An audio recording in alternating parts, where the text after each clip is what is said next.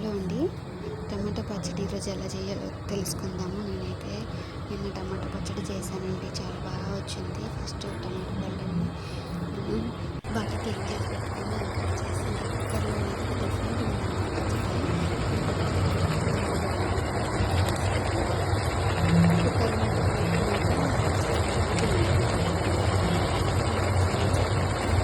వేరే దాంట్లో ఏంటంటారు మెంతులు, జీలకర్ర, ఇంకా ఆవాలు అవి వేపి పెట్టుకున్నాను. అవి మిక్సీ చేసుకున్నాను.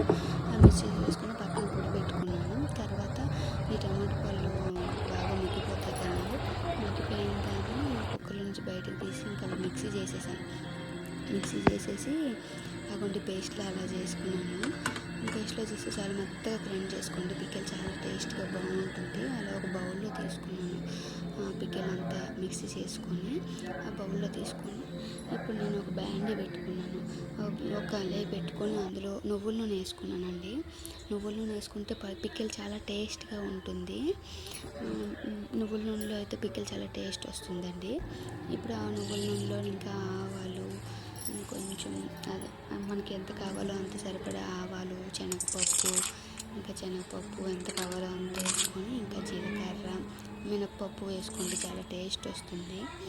ఇది దేనికైనా మనకు మినపగుళ్ళు కన్నా తక్కువ మినప్పప్పు మన ఇంట్లో ఉంటుంది కదా, మినప్పప్పు వేసుకుంటే చాలా టేస్ట్గా వస్తుందండి ఏదైనా పోపు పెట్టేటప్పుడు. నేనైతే ఇది చేసి చూసాను. చాలా బాగా వచ్చింది.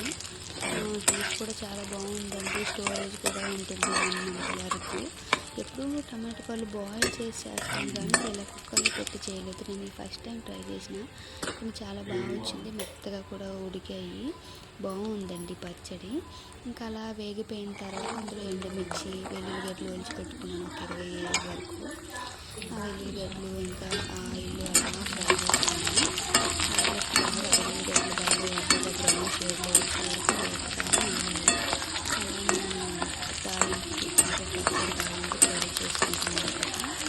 పచ్చడి తాలింపుకి అలా వెల్లుల్లిగడ్డలు బాగా బ్రౌన్ షేడ్లో వచ్చే వరకు వేయించుకొని బాగా వేసుకోవాలి.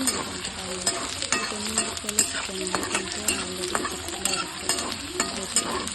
కారం వేసుకుంది. ఇందులో మన తాలింపు వేసినా కూడా కారం వేసుకోవచ్చు. మనకి వచ్చినట్టు వేసుకోవచ్చు. కుక్కర్లో పెట్టేటప్పుడు నేనైతే ఉప్పు, కొంచెం చింతపండు కూడా వేసుకున్నాను. వేసుకొని ఇంకా పిక్కల కోసం అయితే ఈ తాలింపు రెడీ చేసుకున్నాను. చాలా బాగా వచ్చిందండి టమాటా పచ్చడి. ఈ విధంగా కూడా ట్రై చేయండి. కుక్కర్లో కూడా చాలా బాగుంది. అలా వెల్లుల్లిగడ్డలు వేగిన తర్వాత కరివేపాకు వేసుకున్నాను.